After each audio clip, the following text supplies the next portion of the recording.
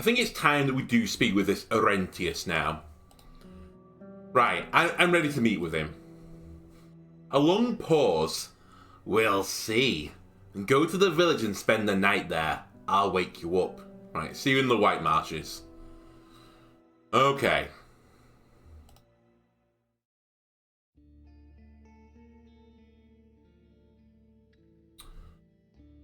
So, I think we did all of this, right? There's nothing we want to buy here. No, this is just food. Helvius? I don't want to sabotage Theis's plans. And I don't want to, I don't want to put the woman, up against the mayor when she was trying to get her life savings out. Honestly, fuck the... fuck the system. That's where we are right now. But fuck White Marshes. This place is just horrible. I will bring you down, okay? We'll wait till evening, and then we sleep. It will take some of my handsomeness, it'll take some of my food, understood.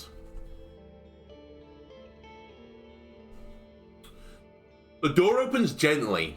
You recognize Cyrus's silhouette, even though he has no creepers with him, together with a few hooded figures behind the threshold. Once he makes sure you're awake, he also covers his head. Quick, we've little time, he whispers. Dress up, axe behind. We'll move your things onto the saddles just in case. He stands up and, just like his companion, starts to observe his surroundings. Already prepared, you need only a few breaths. Finally, your hand touches the dagger in your boot. Words may not be enough to solve this. I may need to defend myself. Just to speak with him, I lean behind. Words might not be enough to solve this, because I've not really,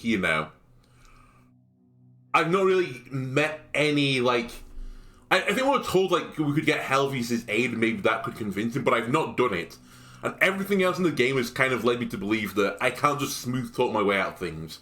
If I don't meet one of their objectives, the drastic next step is violence. The dark figures spread. You sneak through the dark alleys with no undead or guards in sight.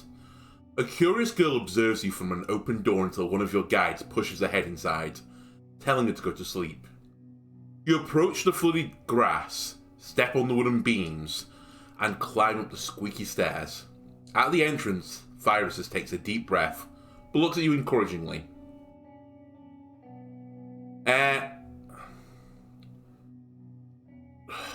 Do I be friendly, playful, distant, intimidating, or vulnerable? You know what? Since it said encouragingly, I think otherwise I might have done intimidating here, but I'll do friendly. I knock gently. You wait for a few breaths and hear the hoarse voice of the elder. Not hungry. Either it's urgent, I'm afraid, let me in, we need to talk. Forgive me, but I need to speak with you. Alright, forgive me, but I need to speak with you. Let's try and use our words first, before we use our blades. It's better to, jawry jaw than worry war. Come. You push the door, making the weak flame dance under the touch of cold air. The man looks at you from the bench, speaking with concern, like a parent to a child. I have nothing to forgive. He swallows his saliva, struggling to speak. Join me, and let's be lost together. The chamber is humid and smells of sweat. The single wax candle that stands beneath a brass hourglass, dangerously close to an open codex, whose pages are covered with fresh letters. While the large collection of parchment must be of great value, the man has hardly any possessions. Humble bowls and cups, writing instruments, enough candles to keep him company for the next 10 days. You glance at the single pelt placed on the floor. To sleep on it, you'd have to curl up your legs. Speak to me, Warden. The priest's voice crackles, like a falling branch in dry woods. And tell me of the destruction you're planning. Before you respond, he turns away. Or why else would my enemies let you in? To bring me a hare pie? They know I won't be moved by you. Tell me your side of the story.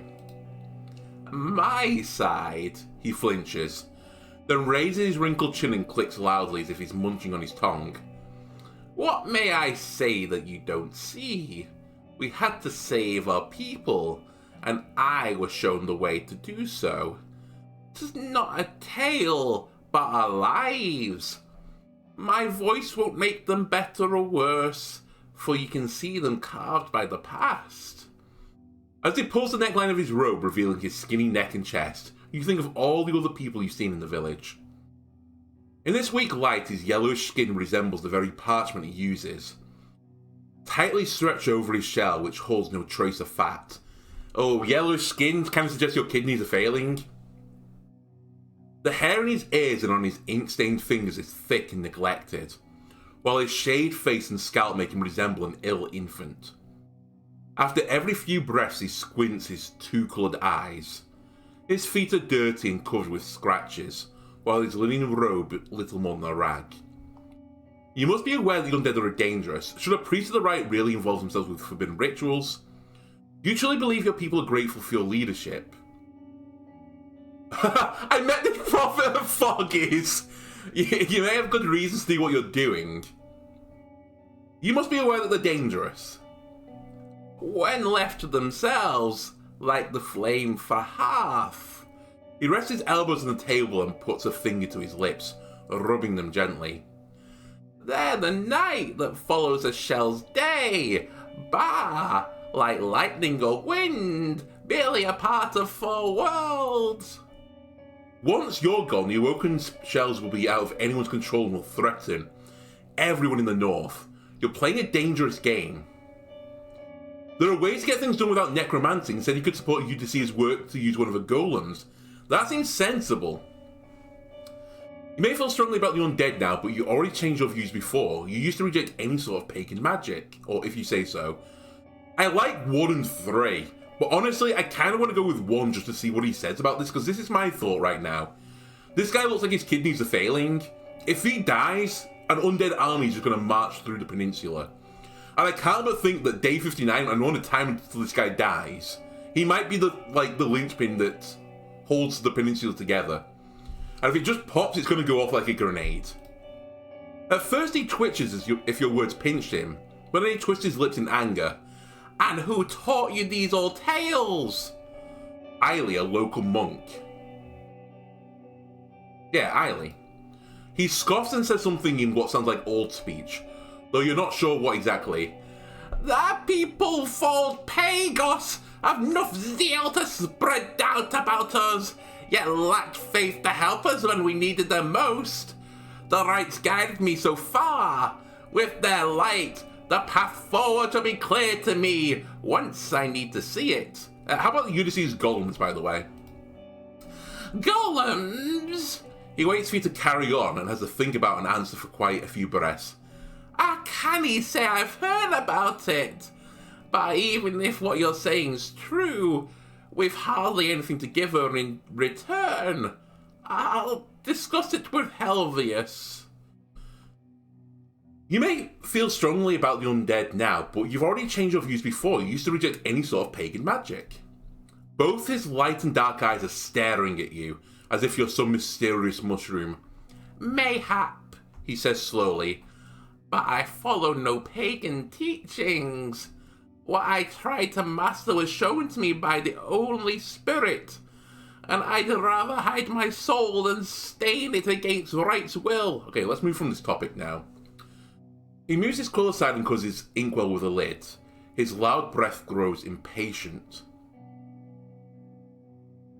Do you truly believe your people are grateful for your leadership? I only guide their prayers and offer my rituals.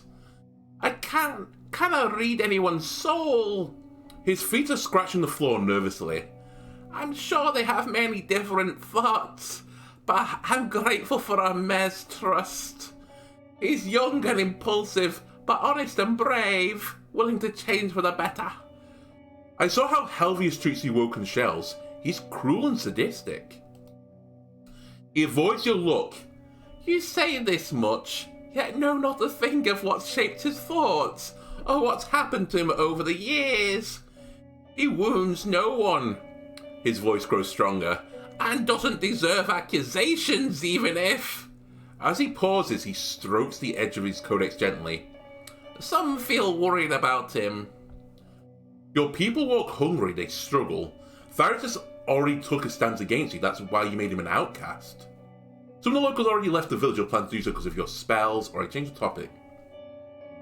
Thyrus just left already. It was his own choice. His raised voice turns into a long cough. Then a defeated groan. Yes, there are fewer of us, but those who remain aren't suffering, nor are they held in the bellies of beasts. Those who follow me will be rewarded by Hwite's mercy. Some locals have already left the village, by the way, or plan to do so. Then let them. I build no cages, no dungeons. People change homes all the time. 'Tis good for children. It's clear even he doesn't believe his quiet words. Your people walk hungry and they struggle. He straightens up, leaning against the table, with his hands as if he's stopping himself from getting to his feet. How can you throw this at me, Warden? Don't you know our past?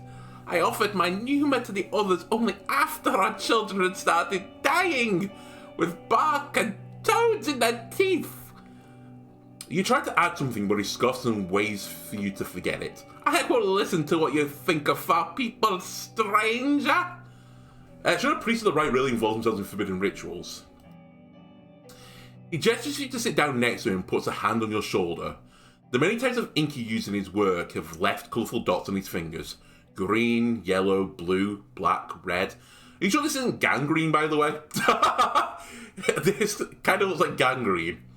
'Tis a bit thought for a layman, or big thought even for a layman.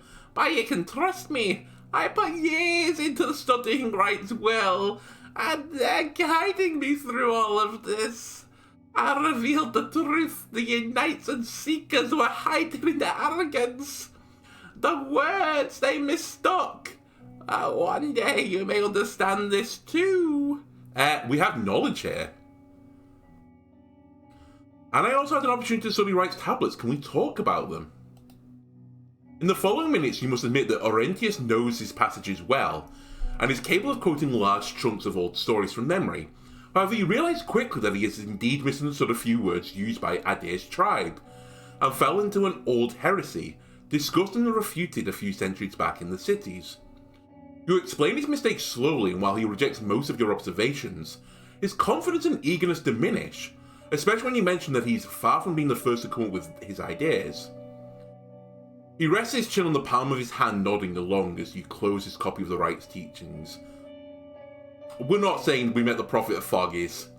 You may have good reason to do what you're doing. He squints his eyes, sizing up. Bah!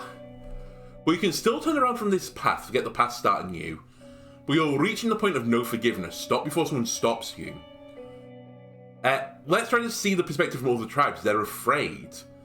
I have faith that you'll find a better path forward with me around. The peninsula is no longer hopeless. The merchants and officials of Hovland are interested in the peninsula. If they come here, your people will face persecution. I think we go for the first one. If I go for the second one, I think it's only one or two I can actually go with.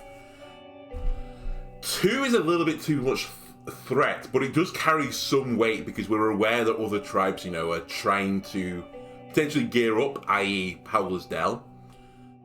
I think if we try to see it from the perspective of other tribes, the other tribes didn't help them, so, they don't give a shit. He doesn't give a shit about the other tribes. I don't think we've earned enough trust anyway with this place that I can go with have faith in me. And again, it seems like a bit of a threat to say that Hoffman's interested in the peninsula.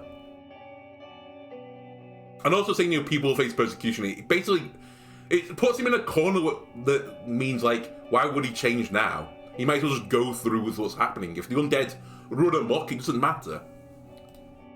He looks at you in silence and can't decide which eye you should look at. We aren't safe yet, and as long as the roads connect to us to our neighbours, we never may be. You can't grasp our decisions, what we went through. You're a child taught to ride a horse, to fight and kill, to carry out the will of the masters, not to overcome the death of your tribe. You may be right, but before I came here, I did my best to learn about your past struggles. The days of hunger, the way howlers took away your timber trade. I want to understand your struggle. I could also lie. You wouldn't believe the struggles I face. Yes, I was lucky to be supported by kind-hearted people, but you aren't the only scared soul. Or do you really think the city experienced no hardships of its own? Or I scowl at him and say nothing? No, I don't emphasize with him now. I want to understand your struggle. He looks at you with an open mouth until, finding no response, his eyes and shoulders soften. His stained robe looks more like a grain sack. You leave me speechless, city folk. Your ears are open. I hope you'll forgive my grumpiness. Oh my god, I have to say I met the prophet of Foggies. You tell him about Caius, his faith, past, and visions, of the great flood of rivers of faith and the new cities, and of the judgment of sinners. The priest listens carefully until his patience fades away. Why are you telling me all this? I smile. You know, he's an interesting person. Maybe you two should meet one day. Many claim they're guided by the right, but their visions can't all be true at once. How am I to know who speaks the truth? That seems dangerous. I think he's crazy, so is anyone who claims to be directly led by the right? Nope. I just want to hear what you think about it. You know what? Go with the fourth one. What do you think about it? He leans away, not sure if you're serious. I need to talk to him on my own, he says slowly. But I'd be worried to trust a prophet who's not doing with their life as much as they already can. There's pride in his posture and strength in his voice. I may be pushing this too far. Can't you see I'm trustworthy? I don't wish you harm. I can't. And I still don't understand you, Warden. You came here. His hesitant voice is interrupted by a weak cough which leaves droplets of blood on his hand. Distracted, he wipes his hand on his robe, mixing the blood with dried ink. I guess we're done here. He spares you an absent glance, then turns around, steps away from the table and falls to his knees. The cabin is so tiny he can lean his hands against the wall.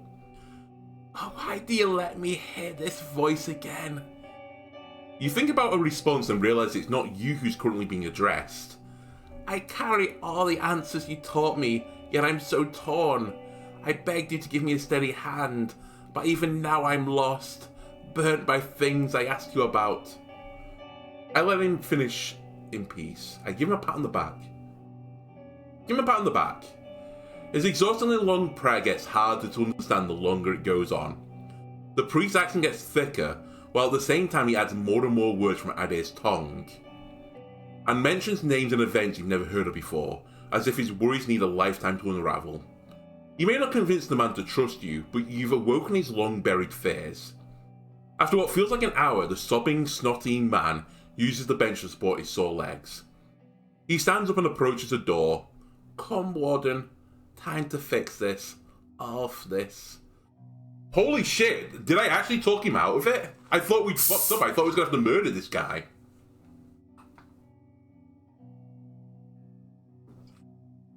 I can either say, thank you, you're doing the right thing, or straighten up proudly. You're doing the right thing. The gust of wind eases your breath. Only now do you realise how much sweat has gathered behind your neck. While both the stairs and the pond are surrounded by dark figures who brought you here, the news has already spread. The other locals, most of them still wearing nightwears, are gathered with candles and lanterns, fearfully observing the building. The prophet, who needs to lean against a walking stick, raises his free hand.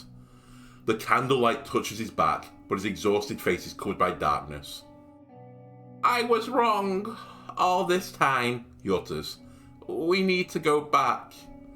The silence follows, then from all directions bursts the mixture of relieved gasps, resentful shouts, and demands to explain what's going on. Orentius walks down the stairs while Thyrsus gestures for you to get closer. He leads you away from the commotion, making sure the crowd keeps its distance. Any troubles? Nah, we're fine. The guards woke up to no weapons. You'll be safe. Lost in his thoughts, he adds nothing more. You end up back at the shed with your belongings intact. Don't step outside before dawn. His sad eyes contrast the gentle smile. We may have a rough few hours ahead of us. We'll guard the building, but don't put more troubles on our backs. Without waiting for your response, he joins his hooded companions. Pardon me, sorry. Because of the loud gathering, you can't hear what they're talking about. Before I go to sleep, I block the door with a barrel and make sure my blade is at hand. Seems sensible.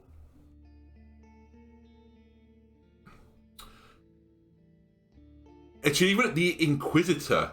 We completed a quest. Very nice. You wake up with a terrible stench of burning, rotting flesh. Once you leave the shed, you head to Shadowmane quickly. It's sleepy, hugging a corner as it trembles, but you find no wounds on it nor any issues with your bundles. As you spend a few minutes to help it relax, you finally realise there are no undead in sight. The pirates beneath their gathered corpses are far away in the back of the village, but the flames and smoke are visible, even from a great distance. There's a large group surrounding Orentius' house. The rumour reaches you on its own. Soon after the first awoken was touched by fire, the priest collapsed. He now mutters through his visions but doesn't wake up. I go to hWite. You find him on top of the wall, helping a few locals place a new brick. You wonder if the construction will ever be finished. The village is now so quiet and empty that you hardly recognise it anymore. hWite looks down at you then turns away. You put a lot of work on me, Warden, and all fuzz. Get out my face with your petty troubles. You're still... Sorry, I can say you're scum, hWite. I can say you're still the mayor of the village. Don't turn away the only Roadwarden you have. Or I swear no more than a shrug. Listen, you're the mayor of the village. Act responsibly. I'm the Roadwarden. You're scum. No, I'd say we're the only Roadwarden. He lets out a joyous chuckle. You're the second one this year. May the right keep us safe from them, and make your end bloody. After a quiet moment and a few angry scowls from the other villagers, you walk away. Alright. hWite will not tolerate my presence now. Okay. Valens. I have supplies I don't need. Okay, never mind. Farewell. Okay, well, I think I've dealt with this problem then. And we may never have to go here again. Perfect. The gentle breeze is soothing but spoiled by the sour scent of rotting soil. You avoid deeper breaths. Thyrsus welcomes you by widely spreading his arms and creepers. I still smell the pyres. Orentius, know-all-thing priest, has washed his ears for you. His laughter makes his amulets rattle. I must say, I expected much worse things from the city folk after all the stories I've heard. What did you tell him, Warden? You answer a few of his questions, enough for him to grow bored of the exchange. But even then he keeps wandering along the scarp. Can you show me your alchemical ingredients? It's still the same, okay. Could I ever use your alchemy table? Of course not. He spares you an incredulous glance. What would I do without it? If you've bones to spare, take them to Foggy by the northern road. She brews hard drinks. May I let you play? Alright. Fuck this area. I nearly died here, and you're all scumbags, okay? I think I'm going to go and check my fish, and then head out again. Actually, how long have we got left? 9 hours. We're at the start of the day. Fishy, fishy, fishy. I caught a fish. Wonderful. And then, let's go back. Right, I gossip, enter, main square, the mayor. The necromancer of White Marshes has no more control of the village, and his labourers are gone. You describe your conversation, admitting how you managed to meet with Orentius in the first place. Thighs titters, but her harsh green eyes look around as she lowers her voice. So you've put all my preparations to waste. She leans away, adjusting her cape. I'll let my neighbours know. They'll gladly hear about your resourcefulness. Thank you for your time. You're fucking scum, honestly.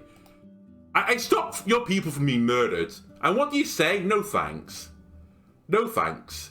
You're just like, oh great. Now I don't have to use all these fucking spears I've been making. 3 fish? Holy. We have the mother load. I set the trap again. 2 hours before dusk. Might have to sleep in the pelt tonight. We'll see. Enter the inn. Innkeeper. Fish. Leftovers. Yes, nice. The undead of White Marshes had gone, and the village suffered no losses. I thought you should know. Thanks, he says slowly. But what happened exactly?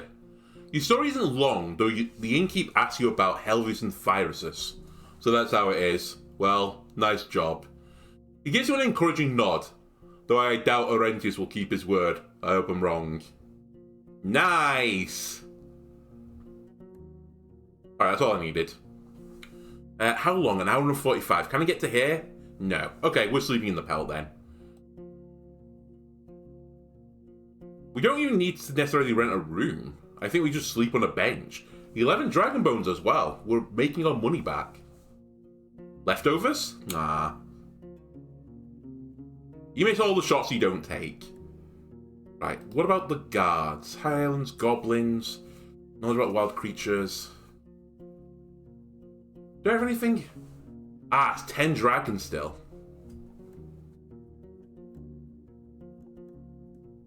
I'll return to that later, honestly. I want to go places. Can I get to the Sorry, I walk away. Can I get to the secluded residence in time for it to let me in? Please let me in. Oh, straight to the house. Great changes are happening in the west. White Marshes is now free of necromancy. She starts to twirl her hair and looks at you. Then at the ceiling. I knew about a few empty ones there, but was it really much of an issue? The tribe would burn the corpses once they stopped needing them. After you described the weight of the situation, she grunted in approval. I was wrong then. Soon after you carry on with your tale, she lowers her head and takes a deep breath. I've heard enough. Alright. See you later. That's all I have to say to you. Oh, I still got this copper spot.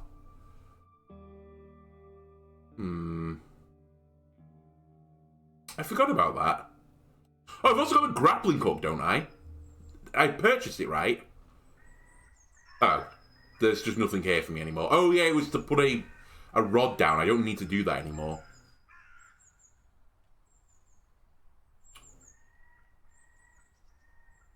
Do I want to clear out the goblins then? Like, where even are the goblins? I just can't find anyone in this place.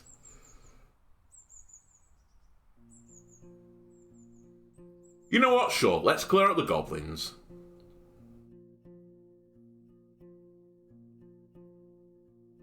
I have the dragons. There's no soul in the entire loons. Let's get to it. She reaches out for the coins and hides them without counting. Cheers, Andalano. She looks at the sun. Give us 2 days to prepare for the raid. We'll handle it with a small team. There's a different kind of confidence in her voice, and her stance is more like a leader's. Better stay away from the runes until then, or you may get a random quarrel between your ears. About the goblins. We'll get to it soon. You need to prepare it. 2 days. Alright, so day 63, they'll deal with it.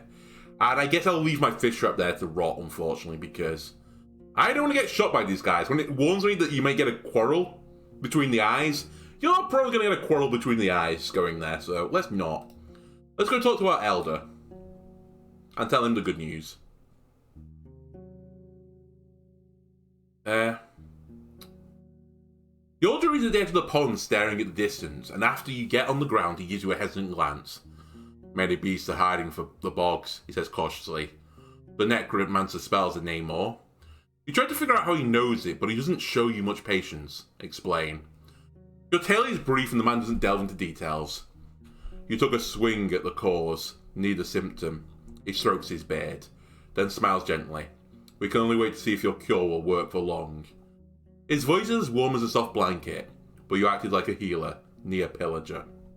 Okay, he appreciated it. Thank you very much. So I have nothing else to do at Howler's. How long have I got left in my day? 5 hours. How long to there? 2 hours.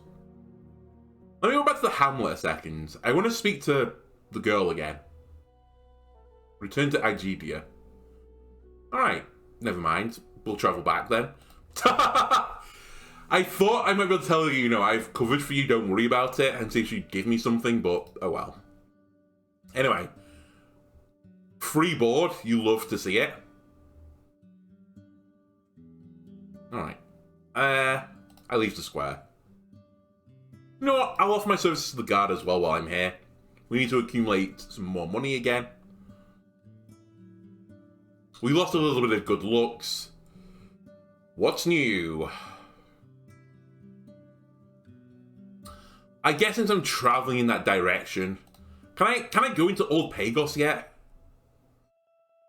Am I allowed in? Ah, the undead and white matches are gone. I hope you'll have an opportunity to trade with the tribe in spring. She observes you for a good few heartbeats and turns around and shouts cheerfully, "The empty ones are gone!" The locals start a commotion gathering around the gate to hear your tale. They start an avalanche of questions, but after you satisfy their curiosity, Tertia's eyes are relieved. "To think you convinced them," she blinks. "May the right bring a rapid end upon the necromancer." Alright, see you later. Let me talk to the monks of the monastery and see what they have to say about it. I've got a lot to say about the White Marshes. Thou art not lying, that's a lot. He rubs his liver spots on his face once you end your tale. "I'd rather see that necromancer gone for good myself," he nods politely, "but I'll put trust in you. Thy judgment? I'll let the others know." Decima stands still with closed eyes as if she's napping. Alright, she just doesn't give a shit. Your next monastery, honestly, of places I would like to raid, you're definitely up there. Take me to the Northern Road now. I think Gale Rocks is the final place. Should probably tell Foggy about it as well, I suppose. No. Foggy. White Marshes told me overtaken by undead. Orentius agreed to abandon dark magic. He did? She waits for your nod, then bursts into laughter. "Ah, splendid! Tell me everything, love." Right when you start, she suggests you sit down at the table and use her hand and spells to pour both of you a cup of dense mead. Ooh. She listens patiently, then leans away, scratching her chin with her wrist. "When I was younger, we had it easier than you do now." Her wide grin carries more charm than playfulness.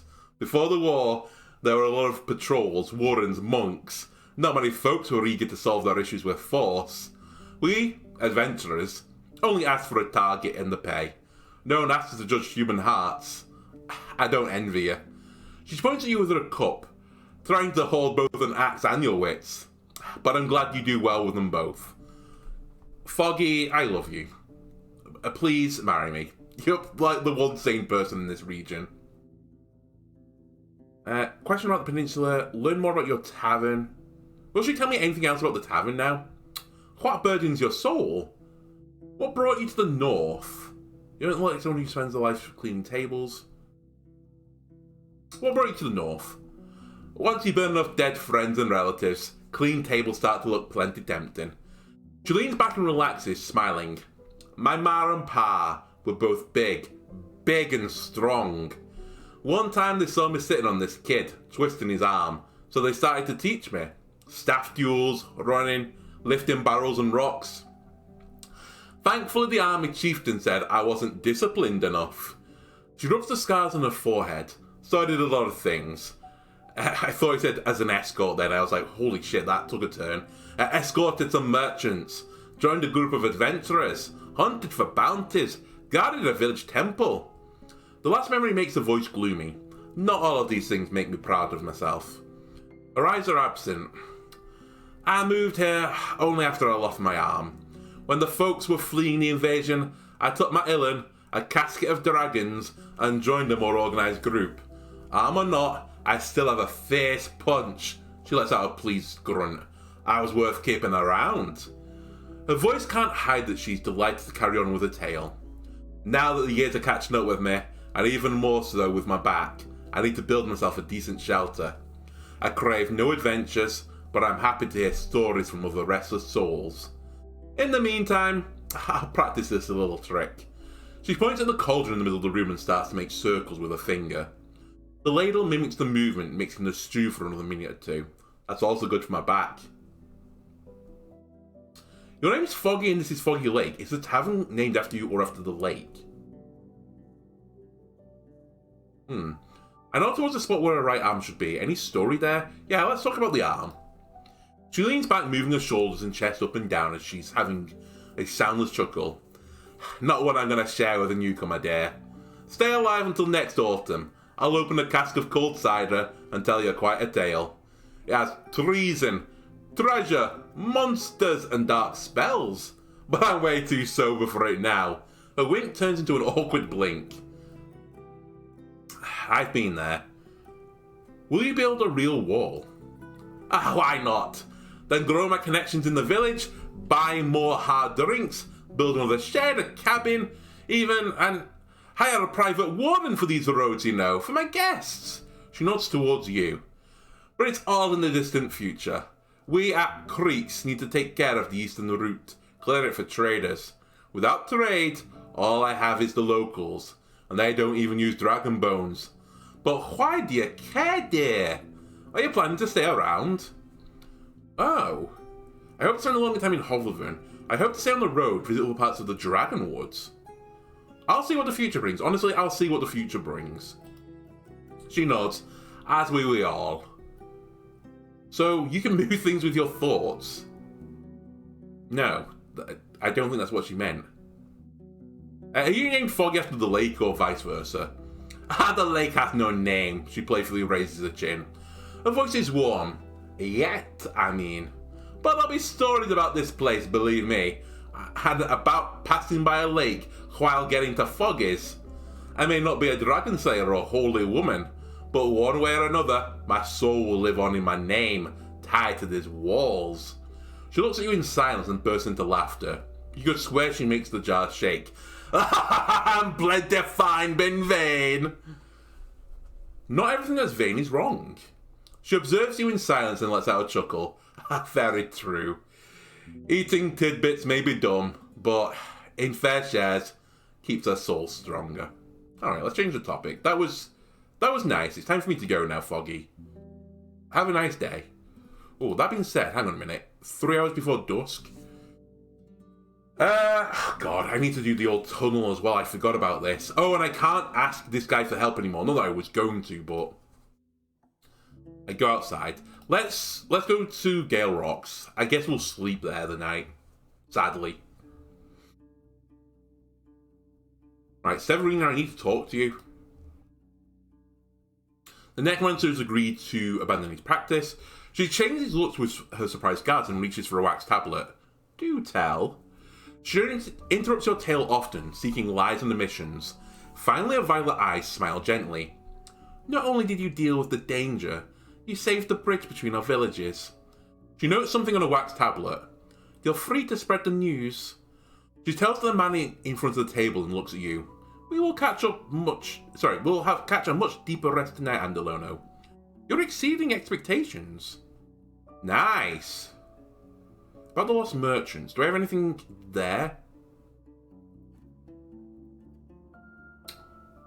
Any ideas where I could start? Because I've got a horrible feeling they're in the middle of the map. Most merchants take the western path, so in your place, I'd hang around some villages, I would. But these ones were new. They could try to use the eastern route, which is faster but more dangerous. If they are at one of the settlements, it would be a group big enough to fill an entire inn. Just don't ask anyone about them. Alright.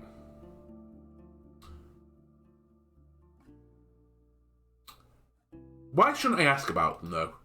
You're already making me reconsider my decision to ask you in the first place, stranger. She says at you rebukingly, but carries on. There ain't many merchants willing to come here, and most of them do so every year or so, knowing the risk. Thanks to our deals, they hire expensive messengers and send them through the eastern route, avoiding all them settlements. This way, we prepare ourselves for their arrival ahead of time, preparing food and wares, while other villages are taken by surprise, forced to haggle for worse prices. She glances at the pouches placed on the desk. I think it's obvious now why we need to keep the other villagers from learning about my little request. Alright, I'll tell you if I learn anything. I understand now. Do I need to speak to anyone here? No. No.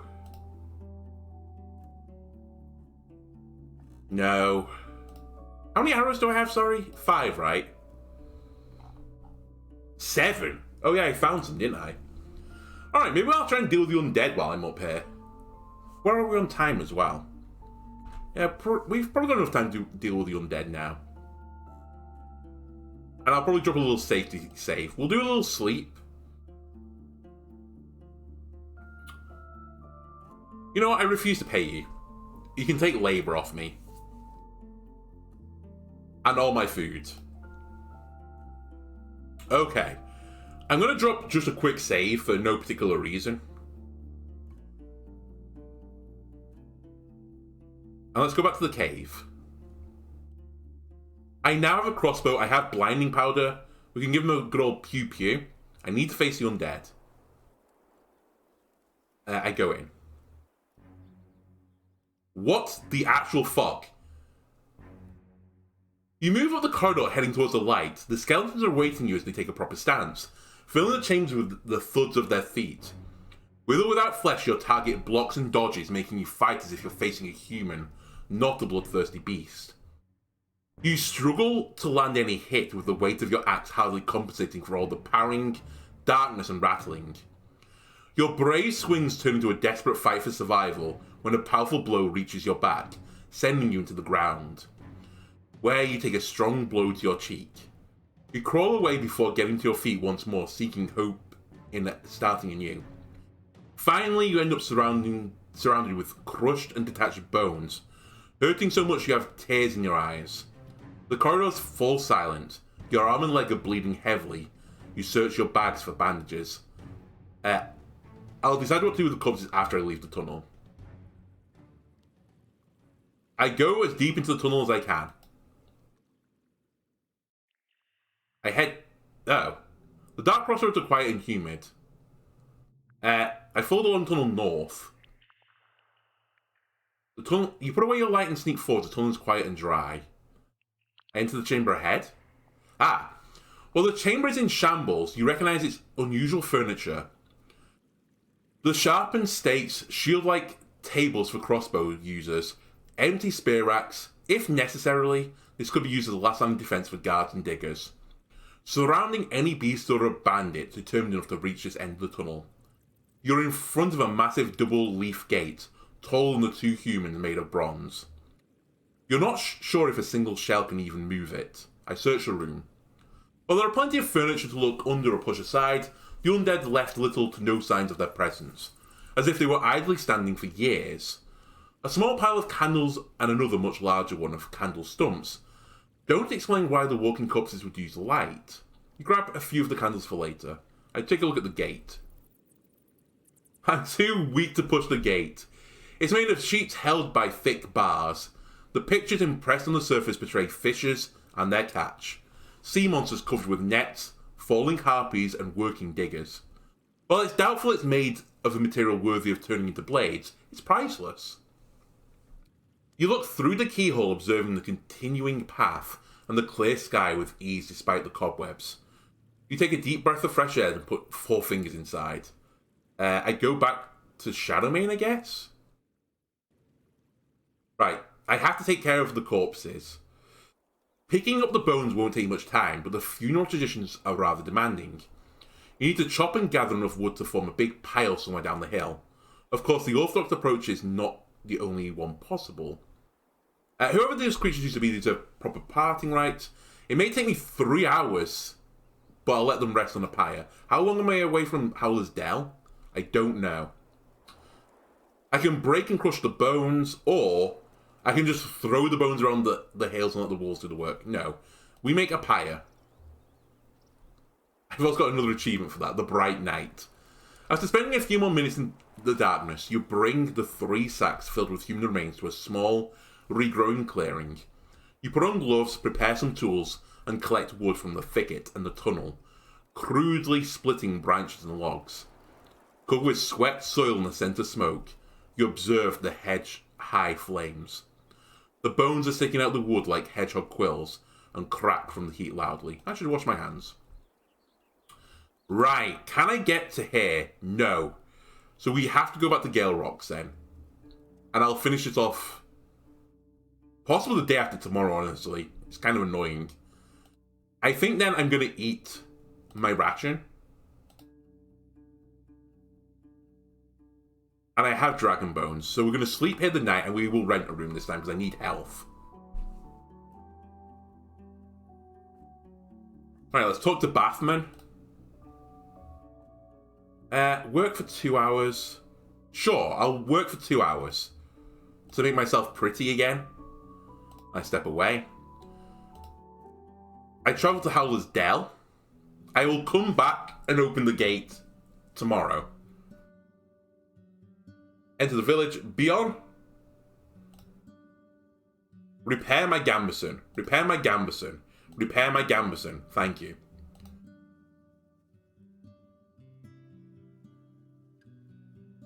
Right. Go to the main square. Sleep. We sleep here for nothing. Oh, this doesn't give me vitality, though. It just gives me food. Eric's. I'll buy some rations while I'm here. You never know when you're going to need them.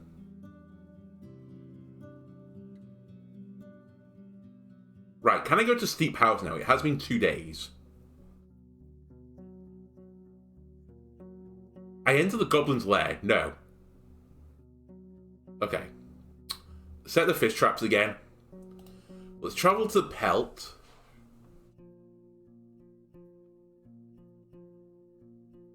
Leftovers? No leftovers.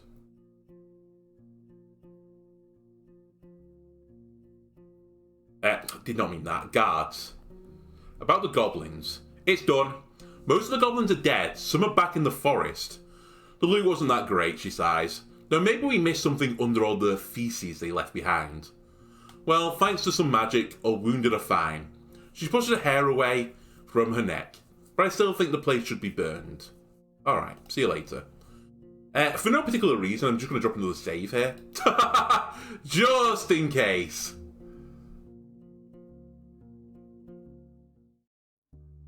But man, we're being pretty productive so far. Let's go into the Goblin's Lair. You return to the northwest corner of the village. The goblins may have been killed or chased off, but their smell is still around. So Shadowmane is just as alert as it was last time you were here. You tether it in the animal pen, the one with a single boulder, allowing it to graze on the struggling dry grass. Just in case, you take your blade with you, but also other pieces of equipment. You don't expect the creatures to move back, but who knows when the next scavenger will move in to feed on the remains of the pack.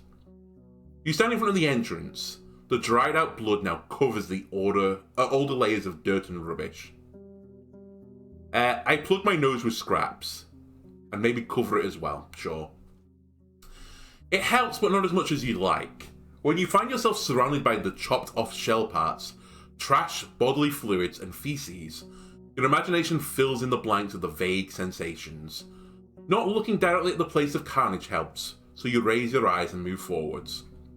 The building has 2 floors, with the upper one used to store straw and supplies. Since the roof's collapse, half this place is covered with broken furniture, beams, bricks, planks, already overgrown by moss and fungi. The green pile makes you think of a side of a hill, though it's riddled with so many gaps that the light and rain can squeeze in between the debris. You try to avoid puddles. Let's see what I can find. Holy shit, this is going to be a long bit of text. The lair is as crude as a rat's nest, yet escapes your words and senses. The sleeping spots are made of straw, scraps of clothes, feathers, and moss, but are so old and clumped together that you doubt they are any softer than rotting planks beneath them.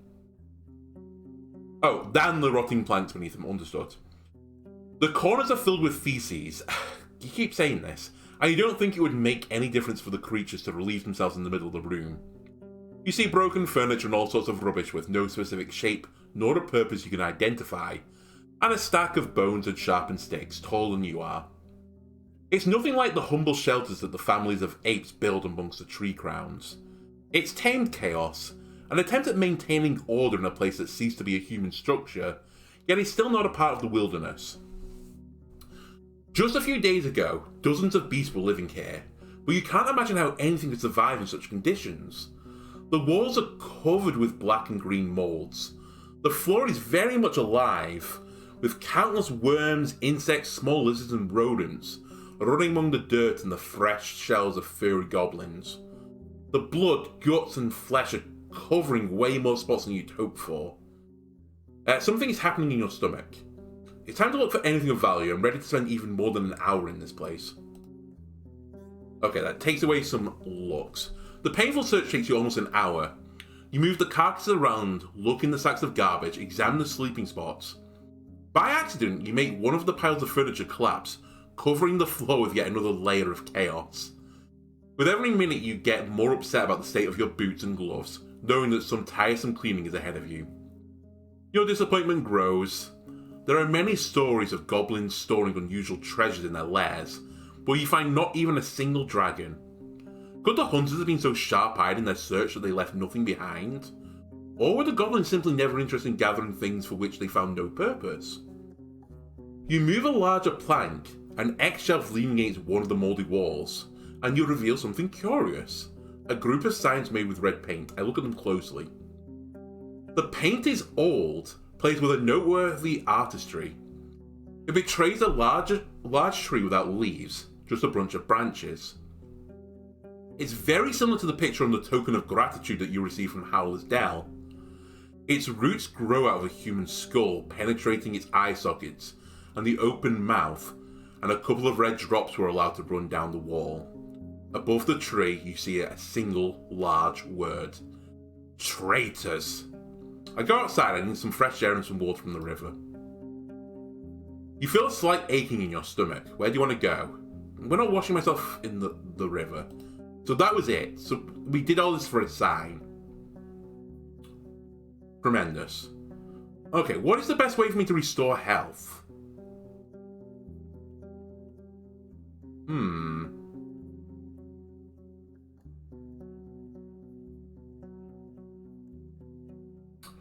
Who's been giving me health? Is it the pelt that I've been getting it from? Also, how much money do I have right now?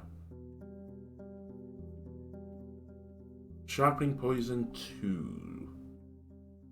Do I have none? I think I have nothing. Go back to Howlers then. Oh, this might burn all bridges, but...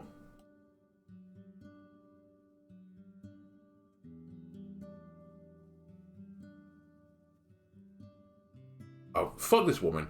I was going to ask about the planks, but... Eric's won't do anything. What do you have for sale? I still would like this battle axe. I do have nothing. Alright, he doesn't want any of my stuff.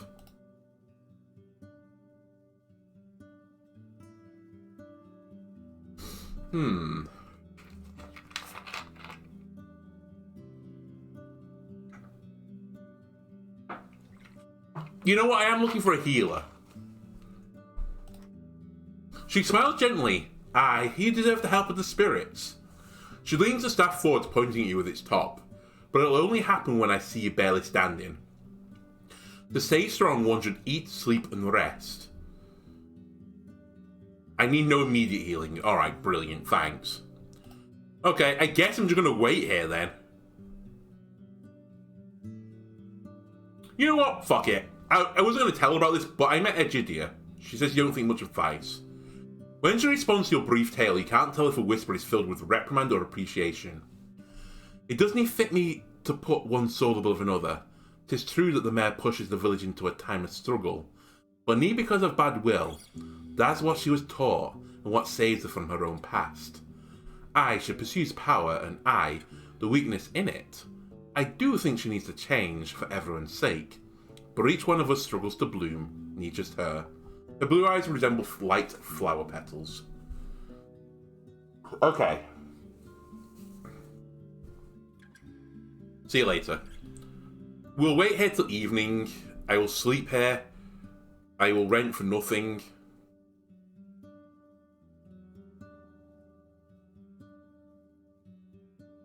I will leave the square.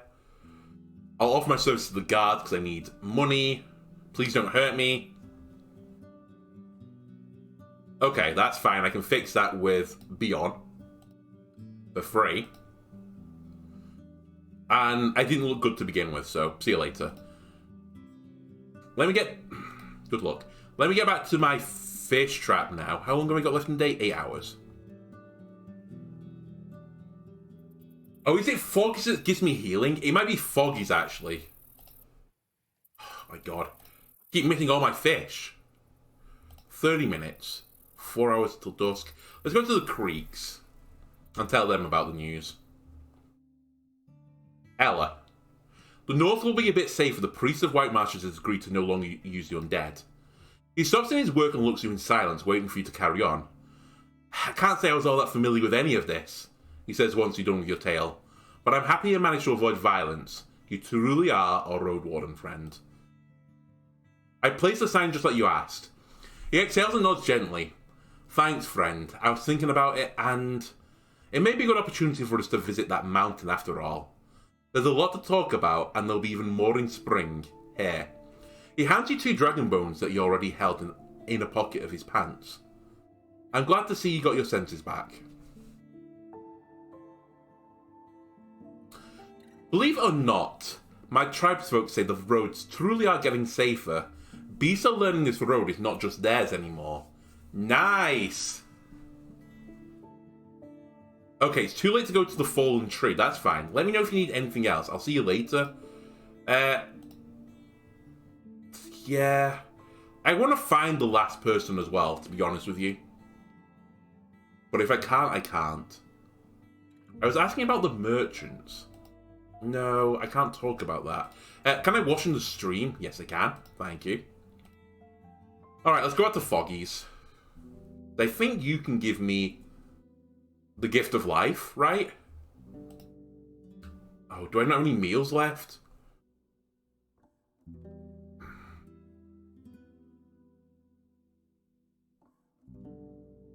Okay, rent the attic. That puts me to 3 vitality. I will buy 4 meals. I'd like to eat. You know what? Give me my fill, thank you. I'll eat 2 meals at once. Don't rest.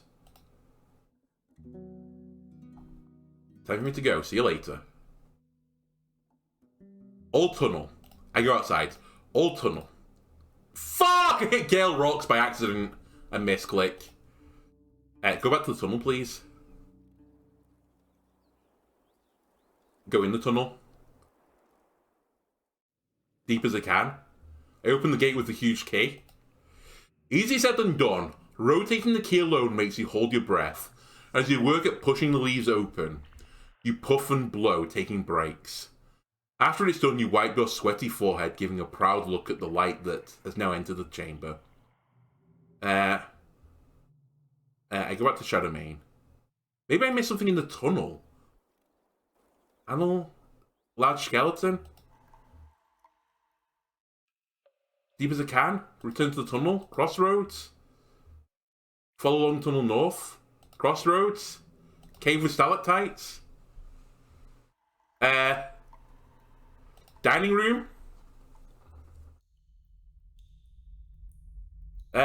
Armory. Tiny room. I think I've got everything. It's kind of odd that it gave me the option of going back in. Maybe I missed something in the tunnel. No, I don't think I did, though. It takes 30 minutes to get here now. It cuts the journey in half. Luno. The tunnel in the south is open again. The undead are gone. As Luno shakes the table, the toy structures fall apart. Merely like that. You cleared all them awoken on your own. After you nod, she looks at your axe, then at her toys. Better tell her head woman about it, and I'll talk with the others. We can move to some serious work in spring. But it would be better for us to do the groundwork before the snow falls. She shuffles her wooden blocks and moves into a single row. And if the tunnel is somewhat safe, could you take a closer look at it, inspect the chambers, report to me, and I'll ask one of my neighbours to give you an easier time. Even though she seems to put no thought into it, the blocks are now ordered from the brightest to the darkest. I could still examine the tunnel for it. I've done it! I definitely did it! The undead from your tunnel are gone. As she drags the key over the desk, it looks comically large in her tiny hand. Now what do you look at that? She says to no one in particular, then looks you in the eyes. You faced this threat for no good reason. I already told you I wasn't planning to work on that tunnel. She scratched the desk with the key, thinking, but I ain't going to deny that it opens some opportunities. My neighbours are going to appreciate your selfless efforts. She tries to push the key into a nearby bag, but is suddenly interrupted by the voice of the perfumed guard who speaks directly to you. I used to be the head of the garrison that kept that tunnel safe, he steps towards you. Until it was left to itself 10 years ago, against my advice. I don't care if you're a Roadwarden, an adventurer, or a drifter. You deserve a reward. And if our head woman ain't willing to reward your contribution... He reaches for the belt that holds his sickle sword, and Severina, with unmasked frustration, tells him to hold it. Don't get so dramatic, here. She tosses a small pouch and it lands at the edge of the desk. 10 should be enough, considering you weren't asked to move as much as a finger. Scat and talk to Luno, or Digger. She'll have some grand plans coming to her soul. Maybe we'll manage to keep them on a leash. I already talked with her, I'm just here to leave the key with you. She glanced at the exit. Oh, brilliant. So I have to go back to the tunnel again. I must have missed something then. I must have missed something in the tunnel. I turned left. Oh, I didn't ever go left. The air in the chamber is humid. The straw beds are covered with mould. The sagging racks are bending under their own weight, and the animal pelts on the floor release a terrible stench. No, I searched the room carefully. I found a bone ring.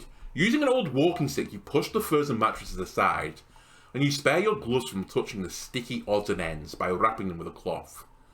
You find only one thing of value, hidden in a rare, dry bowl, pushed to the side of a shelf. A tiny ring made of bone. Not a coin, but a piece of jewellery.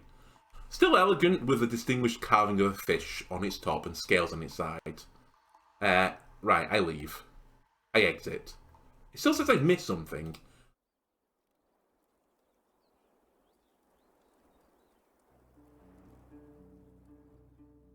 Have I missed anything now? Or have I done Luno? I still couldn't... Okay, it's fine. What have I missed? Also, I've only got 2 hours 30. Sleeping chamber. I leave the chamber. Annual pen. Skeleton. Leave the chamber. Leave the chamber. Forwards. Stream.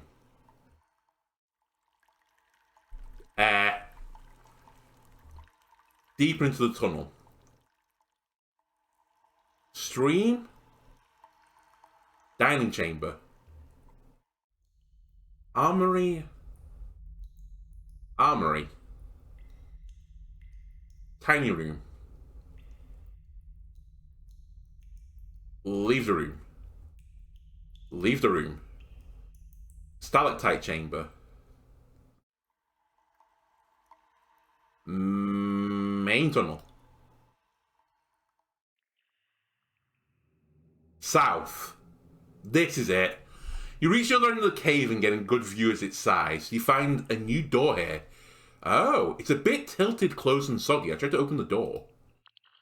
The small iron padlock won't budge. I tried the key I found in the dining chamber. After a bit of wiggling, the padlock gives in. The door lets out a quiet sigh and you enter a humble cave that's been turned into a storeroom. Your light reveals crates, a pile of timber, a stack of rocks, and another brick. Another pile of bricks, sorry. I search the chamber. You move the building materials aside, taking note of somewhat dry timber, but the first thing of use you find here are the tools stored in one of the crates. The crude axes, hammers, chisels, pickaxes, and digging bars are all old and made of rocks, antlers, and bones. Though they're worthless, you move a few of them close to the tunnel if necessary. You'll know where to find them. I walk outside. You reach the door. Just to check. Oh, I think I'm done now. Because it won't let me go further in anymore. I've done. Thank the Lord. Take me back to Gale Rocks. Luno. I've explored the entirety of the tunnel. After initial report, Luno comes up with one question after another. While some of them are specific and significant, others are absurdly simple. As if she's making sure you're not lying to her. You don't know all of the answers, but in the end she smiles at you, clapping her hands without a sound. You hear that? Exactly, no sound. With that, we can gather timber, rocks, and tools. I already know which ones will be just perfect. Cheers, Roadwarden. If you want, I can ask one of my neighbours to repay your hard work, and not just once. Free food to fill my belly, that's all I need. Oh, free room where I could spend the nights up here would be pretty good. Don't need the repairs. I tell you what, the free bath isn't too bad. And I don't need a boat anymore. Give me the free room. Right, she starts to build a wall from the wooden blocks. I'll speak with Fulvia. She should have a room to spare. Thank God. Oh, I can rent for 0. I don't need to do labour anymore. What a world we live in now. Let me talk to Severina again. Follow inside. Okay, so they don't want to speak with me anymore about this. And are you good as... Oh, she's gone now. I can't even speak to her again. Bathman? What do you think about my work, by the way? Good, right? You know what? Give me your perfume. I'm feeling great. He grins and asks you to wait with your horse, then heads towards the western gate. Once he returns, he carries a small wooden box. He places it inside the shed on one of the old barrels. The box is filled with woolen small earthenware bottles, which he opens one at a time, allowing you to get a whiff of their contents. We make them as a village. The coins ain't for me, he explains, but a knife ain't there. Which one do you want? Oh, we get to choose. Rose, a lavender, a violet, a rosemary, clove, or cherry, or just give me the nice one. Okay, this is an important decision. How long have I been recording for? 1 hour and 6 minutes. Tough, you can deal with this for a bit more. This might be the most important decision we've made in the playthrough, right? We're going to get the bad ending if we pick the wrong ones, right? And we can only get to the good ending by picking one. I'm predicting right now, it's like, oh, you fight Illustrious, the magnificent dragon of 10 worlds, when we get to the volcano on High Island. He has one weakness, and it's going to be one of these. Or we might come up against a vampire. Maybe we'll need cloves. I know it's cloves with garlic, but maybe we could use cloves. Rosemary, we could make a delicious roast potato with some rosemary. Just, you know, dash a little bit on the potatoes, a little bit on my neck as well. Some for me, some for you. Violet. Honestly, you remind me of Palmer violets. If you're the answer, I really don't know what the question is. Lavender is a pretty nice smell. Rose, honestly, gets spoiled. Rose water has ruined roses.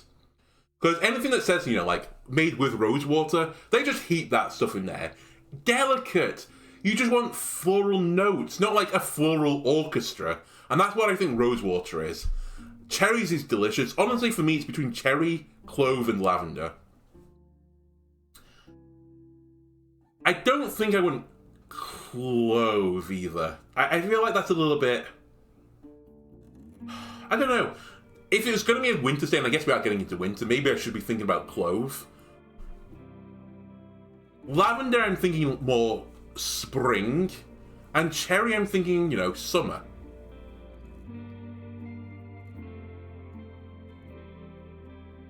You know what? Give me clove.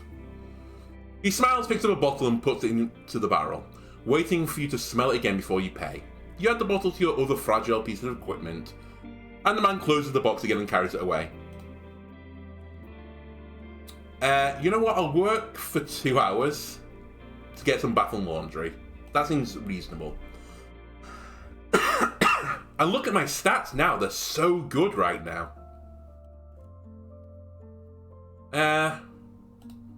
Don't need to talk to you. Ah, this bone ring looks like something from here. She moves it to the light, widens her eyes, and speaks with melancholy. I made it myself, I did. As a little lass. For someone who used to be madly in love, but is now taken by the storms. He was better at digging than sailing. She puts the ring on the counter. His wife is still around, though. Leave it with me for 2 coins. It will mean a lot to her. Take it. Much appreciated. She takes out 2 dragon bones from a box that's indistinguishable from the one with fasteners, then leaves your ring on the counter.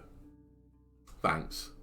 I head outside. Honestly, or something of that sentimental value to someone, I might have just given them that for free. Even taking into account my backstory that I just want to make, you know, dollar bills, I would have just given it you. Okay, I don't need a shield. Honestly, we're pretty close to the axe now. And I think we're pretty good here. I think we're good right now with Gale Rocks. I know we can do more, so it's the merchants that are kind of like bottlenecking me a little bit. I think next time though, and I'm just gonna check if I can do this immediately. I think we go to the tree with Ella. Okay, I can help with it. And we can talk more about Ella. I think we need to deal with the creeks a little bit more. We've got a few of their quest lines still unanswered. And I'm getting close and close now to the fact that I think at some point I'm going to have to go through the central path. I would love to buy the axe first, though, to deal with this. And then other things I'm looking at doing. Obviously, we still need the gift for the Tribe of the Green Mountain. I haven't been able to get to that just yet. And I don't really know exactly how I'm going to get to it. Maybe the creeks will give me a barrel of ale. I don't know. Maybe the pelt will give me a barrel of ale or something. I have no idea what we can use as a gift. I'd like to raid the monastery because I think there's something demonic going on there. I'd love to be able to get into Old Pagos eventually, but maybe you never do. I don't know. But yeah, we definitely have avenues to explore, and obviously we're going to go to High Island at some point. And we don't need to buy the boat here now because we can go from the fishing hamlet. Then I guess all we want to do other than that is recruit people. But let's try and get in with the Tribe of the Green Mountain first. Anyway, if you enjoyed this, why not leave a like and subscribe? Everything helps me out, and I'll see you on the next part. Goodbye.